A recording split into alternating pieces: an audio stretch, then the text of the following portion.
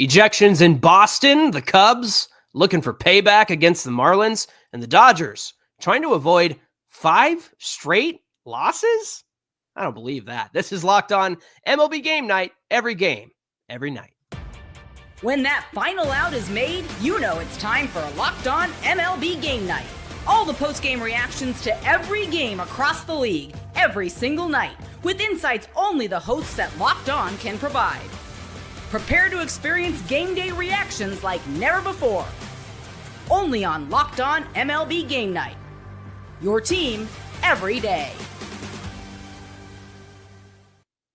That's right. This is Locked On MLB Game Night, every game, every night. John Frisch, one half of the Locked On Angels podcast, here with you, along with my co-host JD Hafron of Locked On Cardinals. Coming up, we got quite a few shutouts around the league, quite a few ump shows around the league, and the reigning AL Cy Young Award winner, Tarik Skubal, tries to slow down JD's Cardinals. But before we get to all that, we want to thank our friends at Monarch Money. Take control of your finances with Monarch Money. Use the code LOCKEDONMLB at monarchmoney.com for 50% off your first year. JD, we're going to take it to the Mets again at the Red Sox in Boston. The Red Sox and the Mets met for Game 2 on Tuesday after the Red Sox took Game 1, a bit of a wild start as Walker Beuhler took a day off, so to speak. He got ejected in the third inning. I see what you're doing there, John. You like it. You're picking up what I'm putting down, right, JD? I love it. He was arguing some bad calls in the third inning. The umpire threw him out of this one. He hadn't pitched since April 26th due to bursitis in his pitching shoulder. Gabby of Locked On Red Sox tells us if and how the Red Sox were able to overcome this early exit from Walker Beuhler. Sox bullpen might be turning the tide after another strong win tonight. I'm Gabby Maljanian from Locked On Red Sox, where the bullpen held its own after starting pitcher Walker Beuhler got ejected from the game in the third inning over just some really bad, stupid, dumb umpire call. And the bullpen decided that they were going to hold it together instead of completely fold. And that's exactly what we need from these high leverage guys. This is the second night in a row in which the Red Sox high leverage relievers held down the fort to get the Red Sox the win. And for a while, those guys were starting to struggle. So the fact that they're back on track is really good for this Red Sox team and much needed. So hopefully that continues, because how those guys in the bullpen perform, like Justin Wilson, Garrett Whitlock, Justin Slayton, Aroldis Chapman, that's going to make or break the general vibe of the pen. Tune in to Locked On Red Sox on any podcast platform for more. Yeah, how about the bullpen holding it together for the Red Sox to take a 2-0 shutout over the New York Mets? JD, speaking of bad, stupid, dumb calls, like Gabby said, how badly do we need the challenge system in MLB? Yeah, it's watching it this spring, because I hadn't actually seen it in a minor league game because they've been using it for a little bit now, but to see it be used in spring training and to see like how quick and simple and efficient it was, like it certainly didn't bother me watching the game. It wasn't like something that hung the game up, which they were worried about with more replays and stuff like that. It was going to slow everything down. It didn't do that at all, man. It was very, very quick. I'll never want to go full robot umps, John. I'll never want to go that much. I think, the guys, they have to have that human element as a part of this game, but removing the egregious missed calls, which was like this one that you saw in this game from Walker Beuhler, because that was a strike. That's a positive in my book. Getting the calls right, that's what we're trying to get to happen more often. And giving the players some agency to have control over those bad calls, because if you get it wrong, you get it wrong, and you get dinged a strike or a ball on that one as well. So yeah, giving them a little bit of a freedom to make that decision. Now, there's been a lot of talk, JD, about the Mets, and they're slumping in their own way. I mean, it's more of a skid, more of a slowdown, because the Mets have been so good this year. But there's been a lot of talk about how they've been playing lately, and a lot of blame being tossed around to the likes of Juan Soto and what's going on with him. Is he not hustling? They had to have a chat with him after he didn't get to second base on a hit off the wall in yesterday's game. Chris Schubert of the Locked On Mets postcast explains where the blame really falls with the Mets this season. And they also do something they haven't done all season long. He's going to explain what that is right here. Mets owner Steve Cohen says this is the ups and downs of baseball. And while he probably is right, it doesn't make it hurt any less. Chris Schubert, host of the Mets Postcast on the Locked On Mets YouTube channel, back to discuss another Mets loss in which their offense is missing. 0 for 7 with runners in scoring position as a team over the last 6 games or so. 4 hits with runners in scoring position, hitting below 125, and it's everybody. This isn't just Juan Soto. This isn't just Francisco Lindor. It is every single member of this team right now offensively struggling. On a night when you get 6 innings of 2-run ball from your starting pitcher and it's not good enough, it just shows you where you're at as a baseball team. They're good enough. They're talented enough to snap out of it. But for the first time this season, they've lost 3 in a row. They will try to avoid getting swept tomorrow. And they pass the baton to Tyler McGill, who has not had a great month of May, but they will look to snap out of their offensive funk and get things back in the right direction. Yeah, the last team standing in terms of not losing 3 in a row. JD, is this just a natural ebb and flow of baseball, or is this being blown up because it's the Mets, because it's Juan Soto? What do you think? Yeah, because it's Juan Soto and the Mets, and they've spent all this money, and heaven forbid they ever go in a slump over 162 games. I mean, it's just unrealistic expectations. It's the same thing for the Dodgers and any of these teams that spend a ton of money. When you invest, everybody expects like 120 wins this year. Like, it's just that easy. You should just be able to do it, and it's not. And when guys go cold, it tends to be contagious, right? That's the game of baseball. Like, when people get hot, it seems like everybody gets hot. And then when everybody goes cold, they all do it at the same time. And that's just one of those things that's happening right now with the Mets. I know one that stands out to me. I mean, people are talking about Soto, and he mentioned that where it's not just him, but the polar bear was off to that massive start. Pete Alonso was going crazy, and he hasn't hit a home run since May the 5th. Things have slowed down for him considerably. So, again, it's not just Juan Soto, but he's going to shoulder the blame because of that massive contract.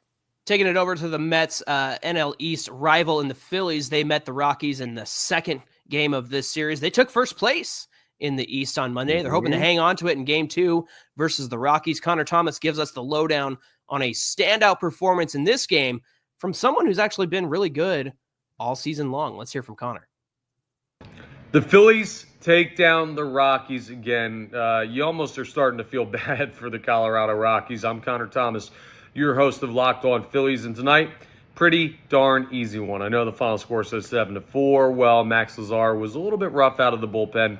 He just got called up. He's not a huge part of this bullpen going forward anyway, so you're cool with that. Jesus Luzardo, 10 strikeouts. A monster night for him again. He is unbelievable. He's going to improve to 5-0 on the year in this game, drop his ERA a little bit. He's just been outstanding for the Phillies this year, and you expected it again tonight, but not double-digit strikeouts necessarily. Him and Zach Wheeler, the only pair of teammates with double-digit strikeout games on the year, so you love to see that. And Kyle Schwarber goes yard again. Bryce Harper's on fire. I mean, everybody kind of hit in this one. The Phillies are over 30 hits in the first 2 games of this series. That's dominant. We'll see if they can keep it going in Game 3. We'll talk on the next episode of Locked On Phillies.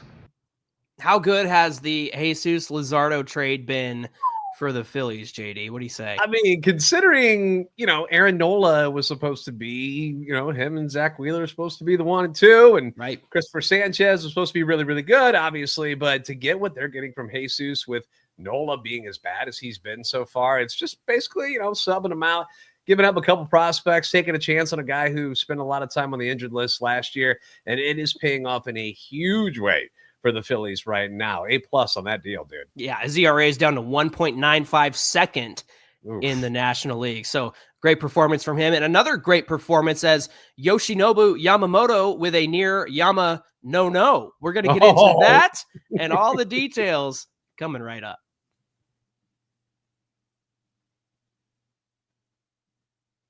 Ever check your bank account and wonder, where did all my money go? Between dining out, online shopping, and of course, entertainment, going to ball games, stuff like that. Very easy to lose track of your funds, and that's where Monarch Money comes in and becomes your personal CFO, giving you full visibility and control over your finances. Now, Monarch Money, it's not just a budgeting app, so don't think of it like that. It's a complete financial command center where you can track all of your accounts. You can track all of your investments and spending, and you're going to get to do it all in one place so you can stop just managing your money and start building wealth for the future. And as convenient as it may be to get everything you want delivered to your place anytime, anywhere, like it's very convenient, right? But there's things going on there that make it a little bit more expensive. You might not realize how much you're actually spending. So instead of juggling multiple apps, you can use Monarch Money to help you track those kind of spending habits that you have, check your finances, and even plan long-term goals.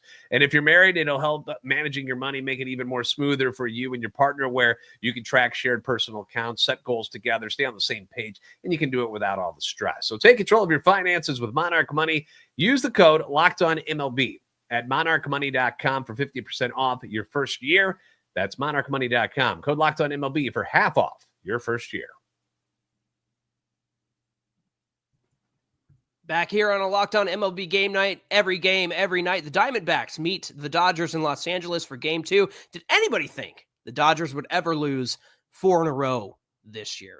Put your hands down, whoever's raising them. Right, exactly. Didn't think it was going to happen. Yamamoto was on the bump, been one of the best pitchers in the National League to start the season, and he had his A game going tonight. This one ended up going to extra innings, and Jeff from Locked On Dodgers has the details on how this one ended up for his Los Angeles Dodgers. Here we go. The Dodgers won that game in a walk-off, but the story of the game should have been Yoshinobu Yamamoto. What's up, guys? This is Jeff Snyder from Locked On Dodgers. Dodgers win 4-3 after trying to blow it. Tanner Scott comes into a 1-0 game in the 9th inning, gives up a game-tying homer. Then in the 10th inning, Scott gives up a 2-run homer to put the D-backs up 3-1. But the Dodgers rallied, finishing it off with a sacrifice fly by Max Muncy to win the game. But the story, like I said, was Yoshinobu Yamamoto, 7 innings pitched, just 1 hit allowed, no runs. The definition of an ace is a guy who can put a stop to a slump. That's what Yoshinobu Yamamoto did for the Dodgers pitching staff in this game. And it's what we need from Yamamoto. Hopefully Dustin May can pick up on that and win the series for the Dodgers tomorrow. This was Yamamoto's game. It's a bummer he doesn't get the win, but we will talk a lot about Yamamoto on Locked On Dodgers in just a few minutes. And every weekday morning, check it out on YouTube and wherever you get podcasts. All right. I hope Jeff uses the Yamanono in his show. But JD, that was solid, John. You got to pass that one along to him. I hope he was paying attention. The further I get into fatherhood, the better my dad jokes get. So tell me your feelings about this 10th inning, because obviously the Diamondbacks had a lot to overcome in trying to hold this lead. And then, of course, the Dodgers were able to take it with the walk-off.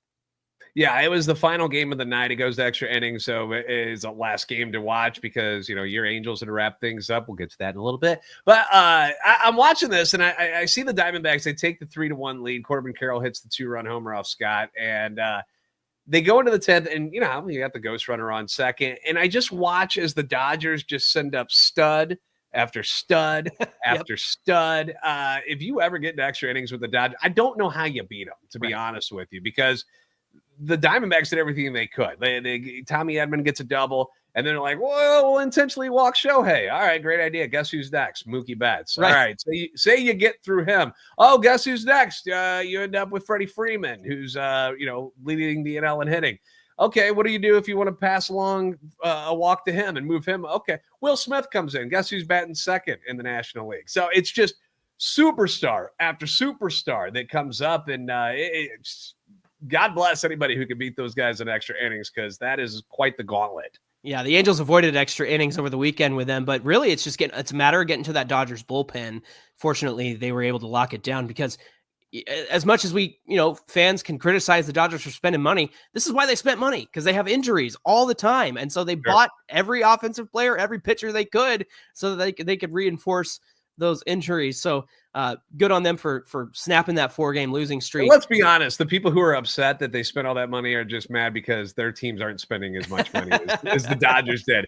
They're just doing it better than everybody else. And look at them. They still lost 4 in a row. So it doesn't make you immune just because you go out and spend $1 billion. It doesn't buy you a championship. You still got to play the games. That's baseball, baby. Hey, let's take it to the Rangers meeting the Yankees in the Bronx. It's the first time these two teams are meeting. Stacey Gotsulias of Locked On Yankees explains how one Yankee seems to have turned the corner after fans have been waiting for him to do so for a while now. Let's hear from Stacy. It feels like this entire season, we've been waiting for Will Warren to figure things out. And I joke because I say the entire season and the season isn't even 2 months old. I'm Stacey Goutsoulias of Locked On Yankees, but Will Warren had himself another solid start on Tuesday night against the Rangers. This follows 2 solid starts on the road. And we were thinking maybe he's putting things together. Maybe he's finally figuring it out, because throughout the season so far in his starts up until those 3 recent ones, you saw flashes of what Will Warren could be, but he couldn't get himself out of trouble. Now, on Tuesday night, he made it into the 6th inning. He got 2 outs, couldn't quite get himself out of that 6th inning, but 10 strikeouts in 5 2/3, you will take that every day and twice on Sunday. So we'll have everything you need to know about this game, including Aaron Judge's 16th home run of the season, ho-hum, on the next Locked On Yankees. Yeah, talking about that 16th home run of the season. He's leading the AL right now, but JD, that's the shortest home run of his career, 326 feet for Aaron Judge. How do you feel about that short porch in New York? I really don't have a problem with it. I actually enjoy some of the unique details that other ballparks have around the league. And there's other short porches. You know, you talk about the Green Monster and Pesky Pole in Boston, the Crawford boxes in Houston. I know they got a short porch down in right field, although there's a bigger wall in San Francisco. You know, selfishly, I wish Busch Stadium actually brought their fences in a little bit more, because it seems like the Cardinals fly out to the warning track a lot. But I honestly don't have a problem with it. I mean, you know what you're getting into. And if you want your team to be better offensively, you can bring in the fences whenever you want. I don't know how that's going to make the pitchers feel. And good luck trying to sign free agents if they're worried about what their numbers are going to be as far as pitchers go. But I don't have an issue with it whatsoever. I think it makes the game fun. We always joke on Locked On Angels because the right field wall at Angel Stadium, they lowered the yellow line, so anything above that is a home run. So Garrett Anderson wants all those home runs that he didn't get because he doubled off the wall throughout his career. Let's take it to the Cubs and the Marlins. The Marlins host the Cubs for the second game of this series. They had Ryan Weathers going, who recently returned from the IL, and his second start of the year and his second start against the Cubs. Let's find out from Sam Olber how the Cubs handled Weathers on the mound in this one. Chicago Cubs with a very nice bounce-back win on Tuesday in Miami after a tough overall day yesterday. I'm Sam Olber from the Locked On Cubs podcast, and the Cubs had a really nice win today. I mean, I thought this could have been the toughest game of the series with the way Weathers looked at Wrigley last week. Weathers was really good again for the Marlins, went 5, but then the Cubs exploded for an 8-run 6th inning. And there's so many performances to highlight, single out, but I really want to zoom in on Matt Shaw. 2 more hits today, and he does look different in a very good way so far in his second stint here with the Cubs. The swings are more aggressive. The exit velocity is higher. He looks a little bit different, and it's really, really good to see. I also want to give a shout out to Seiya Suzuki, who, believe it or not, is leading the major leagues currently after this game in runs batted in, 43 RBIs for Seiya. The Cubs will look to take the series on Wednesday afternoon in Miami. It would be a really nice series win after how this one began. Yeah, how about Seiya Suzuki with runners in scoring position? He's batting .321 with 4 home runs and 29 RBIs with its 65 plate appearances. That's going to get the job done if you're Seiya Suzuki. JD, take us over. I got bad news for Sam, by the way. Aaron Judge also has 43 now. Shoot. They are the tied now, but at the time of that recording, he probably was correct. Take us over to the Tigers and the Cardinals, JD. Oh, buddy, man. Tigers ended up, okay, so we're at Busch Stadium in St. Louis. Tigers got thumped by the Cardinals on Monday, and they had their ace, Tarek Skubal, on the mound in this one, and everybody knows it's going to be a very tough job to beat him. AL Cy Young Award winner this past year. And the Tigers jump out to a 4-0 lead on Eric Fetty, who wasn't sharp early on.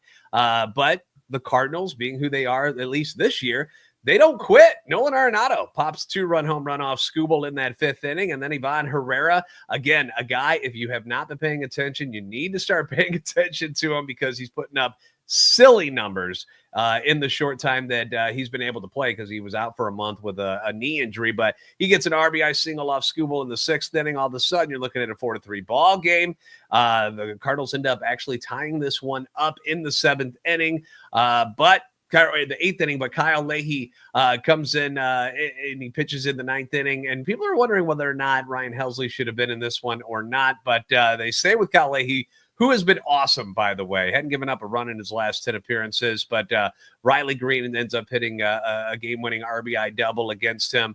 Skubal, 5 2/3, 3 runs, 5 hits, 8 Ks, gets a no decision, gave up 5 runs his last outing before this one. So maybe just a little chink in the armor right now, but nothing really to worry about. Tigers manager AJ Hinch gave the Cardinals hitters a lot of credit for just really making Skubal work really, really hard in this game, which is what they did. Tigers snap Cardinals 6-game home winning streak. If having a good loss is a thing, then you can chalk it up as a good loss for the Cardinals, who still have a chance to take the series on Wednesday. They'll have Andre Palante on the mound, and the Tigers were supposed to have Jack Flaherty, who was a former Cardinal, but they're going to go with a bullpen game instead and save Flaherty for a divisional matchup after they leave St. Louis. Yeah, going up against Terry Skubal, it could have been much worse Sure. at the end of the day. Sure. So, yeah, it was a really good ball game all around.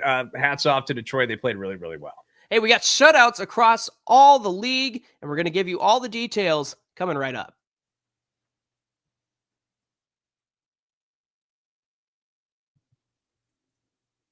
Hey, the Braves met the Nationals in our nation's capital. Spencer Strider made his return to the mound for the Braves for the first time since April 16th. They met last week in Atlanta. Now they're in D.C. The Braves took 3 of 4 last week. Ryan Clary tells us how this one went down for his Nationals, the local expert from the Locked On Nationals podcast. Let's find out how this series got started from Ryan. Don't let the Washington Nationals get too high. You got the red-hot Atlanta Braves coming to town against the Nationals. Well, they're one of the hottest teams in all of baseball, and the Nationals, they might be on that peak as well. I'm Ryan Clary from Locked On Nationals. The Nats win 5-3 tonight to win Game 1 of this series. You had Spencer Strider in his first start back. Did not look too sharp. Dylan Cruz going yard to him about 10 rows deep in left field after we just talked about today with the Nationals putting the ball in the air more, not really going for the ground balls anymore. And finally, you're starting to see them hit some home runs and put an emphasis on driving the baseball. And the Nats offense, they got it done in tonight's contest. Also, shout out Mitchell Parker. Didn't do too bad considering the last few starts. I'll catch you guys on the flip side. Have a good one. Am I wrong for saying, I'm excited for Ryan, but are the Braves really one of the hotter teams in baseball right now? I still we're waiting for him to get fully healthy, and I was really not all that thrilled about the appearance of Strider today, considering he's been a guy on my fantasy team sitting on that IL for most of this season. Comes off, and I'm like, "Ooh, this is going to be a good." No, it totally blew up in my face. So didn't work out whatsoever. But again, we're talking highs and lows of the season. Just recently, the Nationals lost 7 straight, and then the sky was falling, and this whole thing isn't working with all these young guys. And now here you are feeling really, really good about yourself. It's just part of the game. Yeah, exactly. 5-3 win for the Nationals. Let's take it down to Tampa, where the Astros met the Rays. The Astros have had some offensive help from Isaac Paredes and Jake Myers, while Yordan Alvarez is still out. Meanwhile, the Rays are recovering and looking to bounce back from a Monday night loss. They did so in a big way. Let's find out from Brett from Locked On Astros how this went from the Astros side. Comes out and throws a 5-inning shutty, but it's not enough. Hello, I'm H-Town Wheelhouse here with Locked On Astros. The Houston Astros just couldn't scratch more than 2 runs across, and there were a lot of frustrating calls at the plate, I would say, that contributed to this loss, but it contributed to both sides, to be honest, because the Rays were bitten by the CB Buckner bug just like the Astros were. Chas McCormick didn't have a great throw from the outfield to try to save the winning run from crossing the plate, and the Houston Astros could not hold off the Rays. A second night in a row where the Rays have a chance to win a game in the bottom of the ninth, and tonight they do it. Will they come back tomorrow in this Yankee Stadium light where they're playing this pine box of a baseball stadium, a bandbox, I should say, of a baseball stadium, and win the series. If they do, it'd be a good flight home, and they come home to face the Seattle Mariners, who still lead the West. Stay tuned in to Locked On Astros. We're your team every day. I feel like every time we hear from Brett, there's a different starting pitcher who performs really well for the Astros. Where are they getting these names from? They're coming from everywhere. Well, when you lose guys to injuries in the rotation, you start cycling through and you're just kind of seeing, okay, who's going to stick against the wall here and actually give us a good outing. Have you ever been bitten by the CB Buckner venom behind home plate? Have you felt this burn, John? Absolutely. And the Angels suffered that. And we'll talk about that a little bit later on. But yeah, absolutely. There was a total ump show. It sounds like in the Astros game, and then in the Angels game, and then of course the Red Sox game. So yeah, I'm excited for the ump show to end. We don't pay money to watch the umpires do their thing. Hey, let's take it over the Orioles in Milwaukee versus the Brewers. The Brewers looking to climb their way back into the NL Central. They face the down and out Orioles in the second game of this set. Chuck of Locked On Brewers explains who stepped up for the Brew Crew. Let's hear from Chuck right now. Uribe sees himself as a closer someday.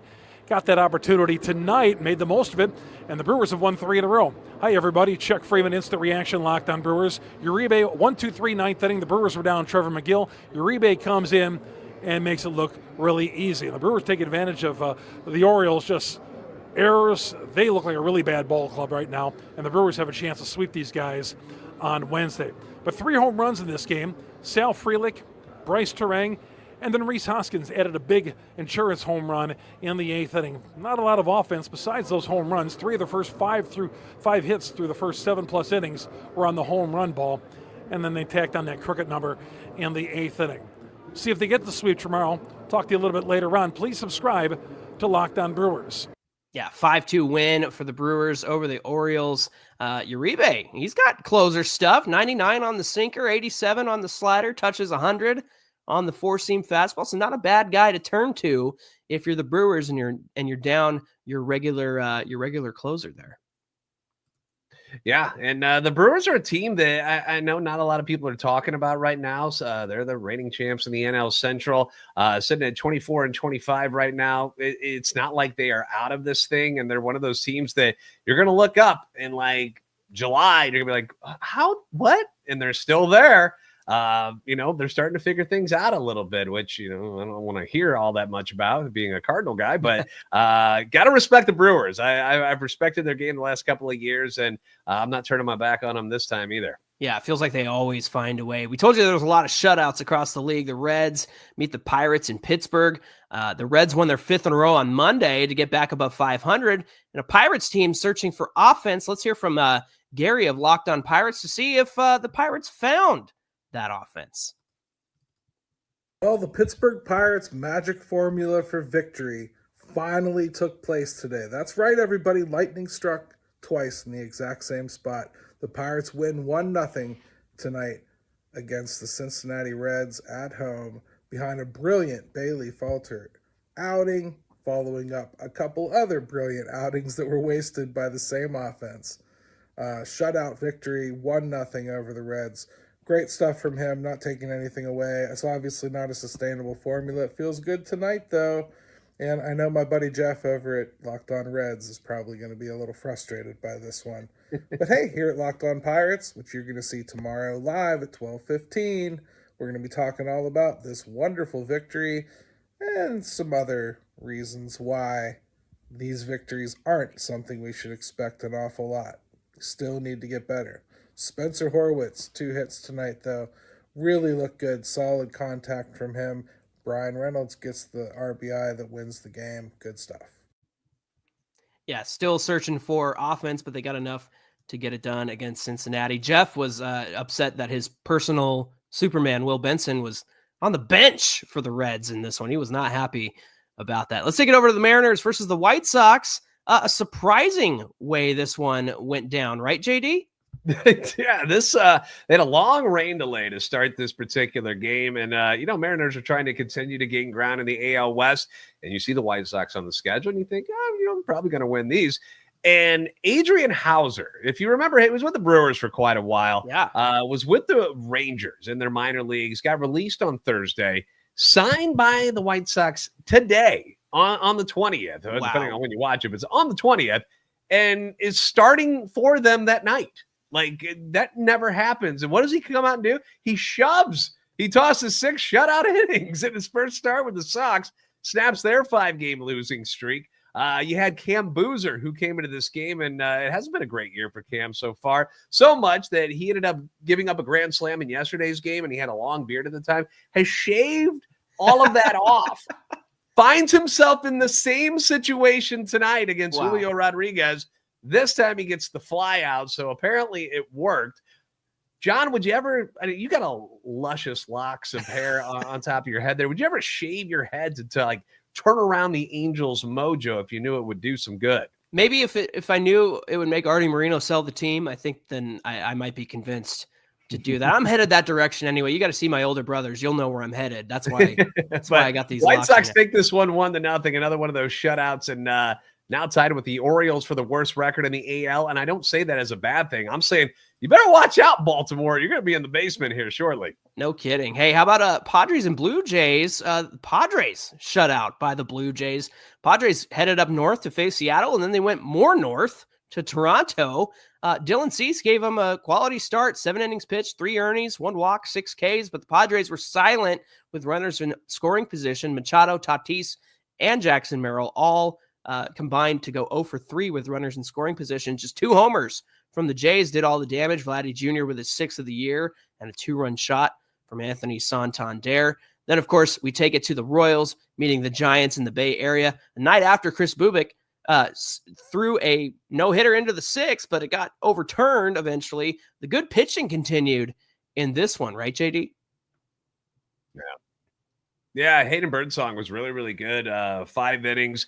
Did give up 1 run, but was an unearned run. Giants continue to keep pace with those guys in the NL West, man. I don't know how they're doing it, but they're doing it. They move on to 29-20 on the season with a 3-2 victory over Kansas City. Finally, let's take it to Sacramento, where my Angels met the A's in Game 2. 7-5 victory for the Angels. Just putting it on. And you guys need to go watch the clip of the Yoan Moncada 3-run home run that he just obliterated into the Sacramento sky. It was, a back and forth game for a while. The Angels did have a big inning where they scored 4 to come back down from a 4-1 deficit.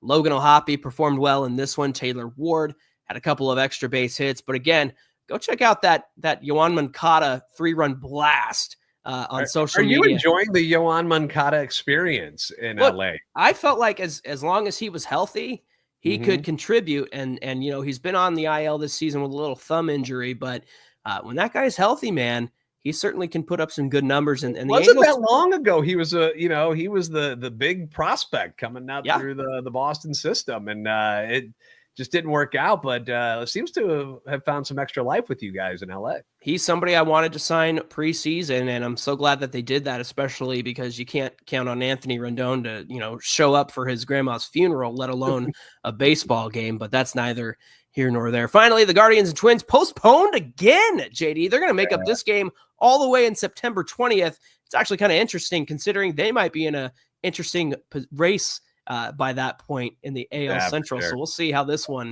It's been a little moist in the Midwest. Let's put it that way. Everybody listening to you just went, moist. I know. I wanted to give you the shivers before we sign off here tonight. Well, friends, thank you for being here with us here on Locked On MLB Game Night. Don't forget to like, share, and subscribe. We hope you'll come back and visit tomorrow night as we continue our look around the league as we cover all the games from Wednesday. Cuz this is Locked On MLB Game Night. Every game, every night.